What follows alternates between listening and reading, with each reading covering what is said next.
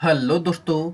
स्वागत है आपका एक बार से फिर हमारे YouTube channel S K online centre में। आज हम बात करने वाले हैं हाई कोर्ट ऑफ बॉम्बे, जिसके अंतर्गत आप स्टेनोग्राफर, जूनियर क्लर्क और पियून यानी चपरासी के लिए कैसे इस फॉर्म को अप्लाई करेंगे, आपको कौन कौन से डॉक्यूमेंट लगेंगे, सब कुछ इस वीडियो में जानने वाले हैं। तो चलिए बिना किसी देरी के शुरू करते हैं।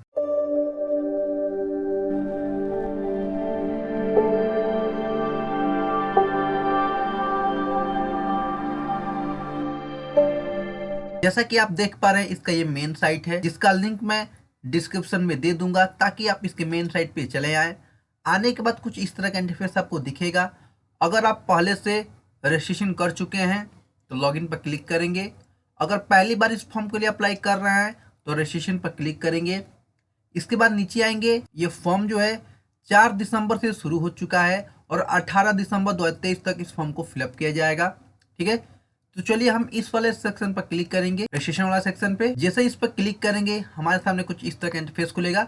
1-2 सेकंड का समय लगेगा। ठीक है, इसके बाद यहाँ से ओके करेंगे, क्लोज करेंगे, नीचे आएंगे, आई एग्री पर क्लिक करेंगे। क्लिक करने के बाद नीचे आएंगे, आपको यहाँ से registration to get user ID and password का ऑप्शन दिखाई देगा।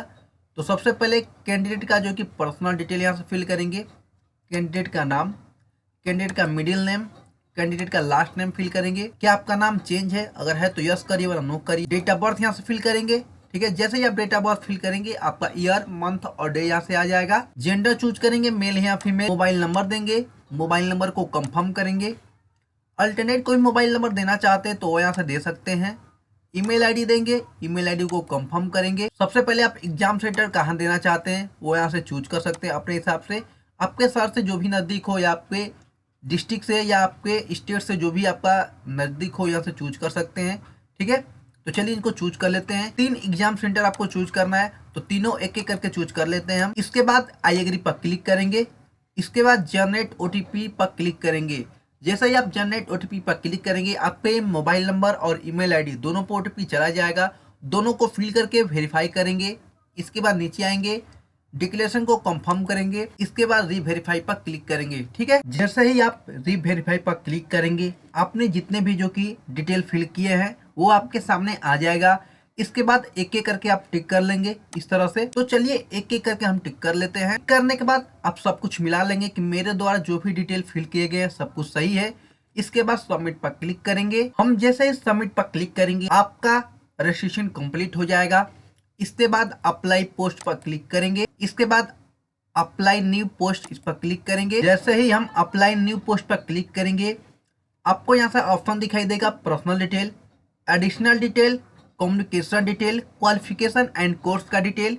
इसके बाद डॉक्यूमेंट को अपलोड करेंगे। इसके बाद यहीं से आप पेमेंट करेंगे। ठीक है, तो चलिए हम सबसे पहले अपना पोस्ट सेलेक्ट करते हैं। किस पोस्ट के लिए आप अप्लाई करना चाहते हैं, स्टेनोग्राफर, जूनियर क्लर्क या पियून। ठीक है, तीनों में से आप किसी एक के लिए अप्लाई कर सकते हैं। जैसे मैं जूनियर क्लर्क के लिए अलाइन करना चाहता हूँ, उस पर क्लिक करेंगे। डिस्ट्रिक्ट चूज करेंगे कहाँ से अप्लाई करना चाहते हैं, जैसे अहमदनगर।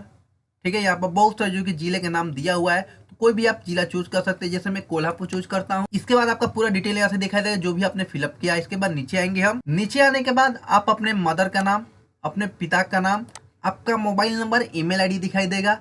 मैरिटल स्टेटस देंगे, मैरिड है या अनमैरिड है, जो भी आपका रहा हो यहाँ से दे सकते हैं। इसके बाद फिर से नीचे आएंगे। नीचे आने के बाद आपका सेंटर दिखाई देगा जो आपने चूज किया है। इसके बाद नेशनलिटी यहाँ से देंगे। कैंडिडेट का कास्ट कैटेगरी यहाँ से देंगे, कौन से कैटेगरी में आप आते हैं। ठीक है, SC ST या जो भी आपका कैटेगरी वहाँ से दे सकते हैं। ठीक है, नीचे आएंगे तो OBC यहाँ पर दिया हुआ तो मेरा OBC है तो OBC चूज करेंगे। उसके बाद नीचे आएंगे तो caste category certificate issue authority का नेम, यानी आपका जाति प्रमाण पत्र किसने जारी किया वो यहाँ से देंगे। किस डेट को जारी किया गया है, जाति प्रमाण पत्र का सीरियल नंबर यहाँ से देंगे। इसके बाद जो कि कब तक वैलिड है वो यहाँ से देंगे। नीचे आएंगे तो कैंडिडेट आइडेंटिटी प्रूफ डिटेल, यानी कैंडिडेट का एक आईडी प्रूफ चाहिए जो आपको देना पड़ेगा। तो यहाँ पे जो दिया है पैन कार्ड दे सकते हैं, ड्राइविंग लाइसेंस दे सकते हैं, वोटर आईडी दे सकते हैं, पासपोर्ट दे सकते हैं, पासबुक दे सकते हैं। ठीक है, तो इन चारों पांचों में से कोई भी एक डॉक्यूमेंट आपको देना पड़ेगा। तो चलिए इसको दे देते हैं हम। ठीक है, जैसे आप इस पर यस करेंगे, जैसे मैं पैन कार्ड चूज करता हूँ इस पर क्लिक करेंगे। पैन कार्ड का क्रमांक, इसके बाद पैन कार्ड पे आपका क्या नाम है वो यहाँ से फिल करेंगे। ठीक है, इसके बाद इन सबको नो कर लेंगे यहाँ से। इसके बाद इस वाले सेक्शन को चूज करेंगे। इसके बाद सेव एंड नेक्स्ट पर क्लिक करेंगे। इसके बाद हम आगे बढ़ेंगे तो एडिशनल डिटेल का ऑप्शन दिखाई देगा, जिसमें आपको पूछा जाएगा कि आप जो कि डिसेबिलिटी या विकलांग है, अगर हैं तो यस करिए वरना नो करिए। गवर्नमेंट एम्प्लॉय का डिटेल पूछा जाएगा, आर यू ए स्टेट और सेंट्रल गवर्नमेंट एम्प्लॉय, अगर हैं तो यस करिए वरना नो करिए। अगर आपके फैमिली मेंबर में से कोई एक जो कि न्यायपालिका में काम करता है तो उसको यस या नो यहाँ से कर सकते हैं। अगर यस करते हैं तो उसका डिटेल देना पड़ेगा, अगर नहीं है तो सीधे नो करिए यहाँ पे। इसके बाद अदर एडिशनल डिटेल में कि आपको कोई क्रिमिनल केसेस चल रहा है, रजिस्टर्ड है कोई केस, अगर है तो यस करिए वरना नो करिए। इसके बाद नीचे आएंगे तो आप इनमें से कोई केसेस चल रहे हैं, कोई एफआईआर है, कोई कोर्ट में मुकदमा चल रहा है, अगर कुछ ऐसा है तो यस या नो यहाँ से पढ़ के कर सकते हैं। तो मेरा इनमें से कुछ भी नहीं है, ठीक है। मैं सबको यहाँ से नो कर लेता हूँ एक एक करके। इसके बाद सेव एंड नेक्स्ट पर क्लिक करेंगे। जैसे हमारा डेटा सेव हो चुका है, ओके करेंगे। ओके करने के बाद आपका जो कि करस्पॉन्डिंग एड्रेस का ऑप्शन दिखाई देगा, जिसमें आप अपना एड्रेस फिल करेंगे, जो भी आपका एड्रेस हो, एड्रेस 1, एड्रेस 2, कंट्री चूज करेंगे, स्टेट चूज करेंगे, किस स्टेट से इस फॉर्म को फिलअप कर रहे हैं आप। जैसे मैं उत्तर प्रदेश से फॉर्म को अप्लाई कर रहा हूँ, ठीक है। उसके बाद जिले के नाम यहाँ से चूज करेंगे, जो भी आपका जिला हो, ठीक है। जैसे मैं बलिया से अप्लाई कर रहा हूँ। इसके बाद उस एरिया का पिन कोड आपको यहाँ से फिल करना पड़ेगा। क्या आपका करस्पॉन्डिंग एड्रेस और परमानेंट एड्रेस अगर आपका सेम है तो यस करिए, अलग अलग है तो अलग अलग फिल करिए। इसके बाद सेव एंड नेक्स्ट पर क्लिक करेंगे, ठीक है। इसके बाद आगे बढ़ेंगे तो आपको ऑप्शन दिखाई देगा क्वालिफिकेशन का। तो सबसे पहले ऑप्शन पूछा जाएगा लैंग्वेज नॉलेज, क्या आपको मराठी लैंग्वेज आती है, अगर आती है तो यस करिए, नहीं आती है तो नो करिए। तो मुझे नहीं आती इसलिए नो करेंगे यहाँ से, ठीक है। तो यहाँ पर दीजिएगा you are not eligible to apply, अगर आपको मराठी लैंग्वेज नहीं आती है तो आप इस फॉर्म को अप्लाई नहीं कर सकते हैं, ठीक है। तो ये मैंडेटरी है, आपको यस करना ही पड़ेगा। इसके बाद नीचे आएंगे तो ऑप्शन दिखाई देगा रिक्वायर्ड सर्टिफिकेशन, आपको एक जो कि कंप्यूटर नॉलेज आनी चाहिए, यहाँ पर लिखा हुआ, आप इसको पढ़ सकते हैं, ठीक है। इनमें से कोई भी एक आपके पास कंप्यूटर का नॉलेज होना चाहिए, सर्टिफिकेट होना चाहिए, ठीक है। तो इनमें से आप एक चूज कर लेंगे जो भी आपके पास है। मेरे पास ये वाला सर्टिफिकेट है तो इसको चूज करेंगे। सर्टिफिकेट कब जारी किया गया है वो यहाँ से देंगे, ठीक है। इसके बाद आपको जो कि 40 वर्ड पर मिनट इंग्लिश टाइपिंग, मराठी जो है आपको 30 वर्ड पर मिनट आनी चाहिए, ठीक है। तो इसको यस करिएगा यहाँ पे, ठीक है। इसके बाद इंग्लिश टाइपिंग स्पीड यहाँ पर चेक कर सकते हैं, जो भी आपकी इंग्लिश टाइपिंग स्पीड है वो यहाँ से दे सकते हैं। जैसे मेरा 40, 50, 60, मिनिमम आपका जो कि 40 का होना चाहिए। तो सर्टिफिकेट इशू बाय किसने जारी किया है, जिसने भी जारी किया है उसका नाम यहाँ से फिल करेंगे।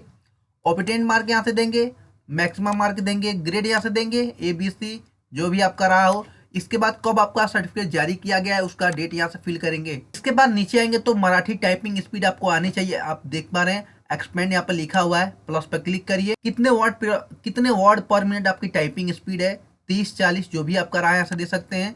इसके बाद किसने जारी किया सर्टिफिकेट को वो यहाँ से दे देंगे, ठीक है। इसके बाद obtain mark, maximum mark, grade आपका क्या है, उसके बाद इसके बाद आपका सर्टिफिकेट कब जारी किया गया है वो यहाँ से फिल करेंगे। इसके बाद नीचे आएंगे तो अपने हाई स्कूल का डिटेल यहाँ से फिल करना है, ठीक है। तो name of the education board, आपका हाई स्कूल किस बोर्ड से पास किया वो यहाँ से फिल करेंगे, किस इंस्टीट्यूट से पास किया वो यहाँ से फिल करेंगे। परसेंटेज है, CGPA या ग्रेड मार्क है, जो भी आपका रहा यहाँ से दे सकते हैं। ऑब्टेन मार्क देंगे, अगर परसेंटेज है तो मैक्सिमम मार्क देंगे, उसके बाद परसेंटेज खुद ब खुद निकाल देगा ये। इसके बाद आपका मंथ और ईयर देंगे, किस सन में आपने जो कि पास किया हाई स्कूल। नीचे आएंगे तो इंटरमीडिएट का डिटेल यहाँ से देंगे, किस बोर्ड से पास किया है, किस इंस्टीट्यूट से पास किया है। परसेंटेज यहाँ से चूज करेंगे, obtain mark, maximum mark, percentage खुद ब खुद निकाल देगा ये। किस मंथ और ईयर में आपने जो कि इंटरमीडिएट पास किया वो यहाँ से देंगे। डिप्लोमा की डिग्री उसी प्रकार फिल करेंगे, इसी प्रकार ग्रेजुएशन की डिग्री यहाँ से फिल करेंगे, ये मैंडेटरी है, ठीक है। उसको यहाँ से फिल कर लेंगे।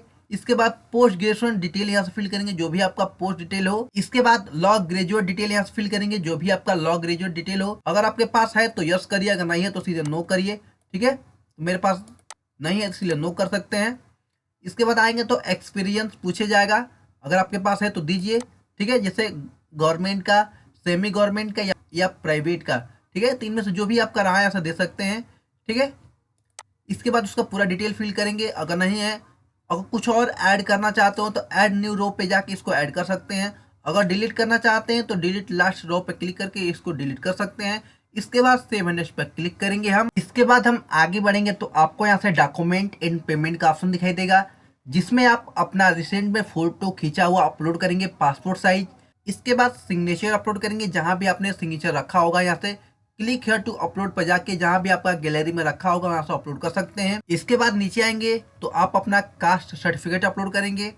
इसके बाद आईडी प्रूफ यहाँ से अपलोड करेंगे, जो आपने फॉर्म फिलअप करते दिया था, जैसे पैन कार्ड दिया था तो वो यहाँ से अपलोड करेंगे। 10वीं की मार्कशीट अपलोड करेंगे जो आपकी 100 KB से 2 MB के बीच में होना चाहिए। वो जेपीजी फॉर्मेट या PDF फॉर्मेट दोनों माध्यम में आपका हो सकता है। 12वीं की मार्कशीट अपलोड करेंगे।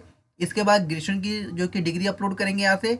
इसके बाद डिप्लोमा की डिग्री अपलोड कर सकते हैं, ठीक है, कोई दिक्कत नहीं है। पोस्ट ग्रेजुएशन की डिग्री भी अपलोड कर सकते हैं या इसको छोड़ सकते हैं। अगर कोई रिलेटेड डॉक्यूमेंट है तो यहाँ से अपलोड कर सकते हैं या इसको छोड़ सकते हैं, ठीक है। इन सबको एक एक करके अपलोड कर लेंगे। इसके बाद नीचे आएंगे तो आप देख पा रहे हैं 900 रुपया पेमेंट लग रहा है। इसके बाद सबको कंफर्म करेंगे यहाँ से एक एक करके, आप देख पा रहे हैं, ठीक है। मेरा सब पे नाम लिखा हुआ है, इसको अच्छे से जो कि अपलोड कर लेंगे। आई एग्री पर क्लिक करेंगे, ठीक है। इसके बाद प्रीव्यू वाले सेक्शन पे जाके प्रीव्यू को चेक कर लेंगे कि मेरे द्वारा फॉर्म में जो भी डिटेल फिल किया गया वो सब कुछ सही है। सही होने के बाद सबमिट पर क्लिक करेंगे। जैसे ही आप सबमिट पर क्लिक करेंगे आपका एप्लीकेशन फाइनल सबमिट हो जाएगा, ठीक है। उसके बाद इसमें कुछ भी एडिट नहीं कर सकते हैं। इसके बाद आपका पेमेंट का माध्यम खुलेगा जिसमें आप UPI, SBI, नेट बैंकिंग जिस भी माध्यम से पेमेंट करना चाहते हैं पेमेंट कर सकते हैं। तो चलिए इसको पेमेंट कर लेते हैं हम। तो आपने देखा किस तरह से हमने हाई कोर्ट ऑफ बॉम्बे के लिए ऑनलाइन आवेदन किया। तो आशा है ये वीडियो और सबको पसंद आया होगा, तो लाइक करिए, कमेंट करिए और ऐसा ही इन्फॉर्मेशन वीडियो देखने के लिए हमारे चैनल पर बने रहिए। जय हिंद दोस्तों।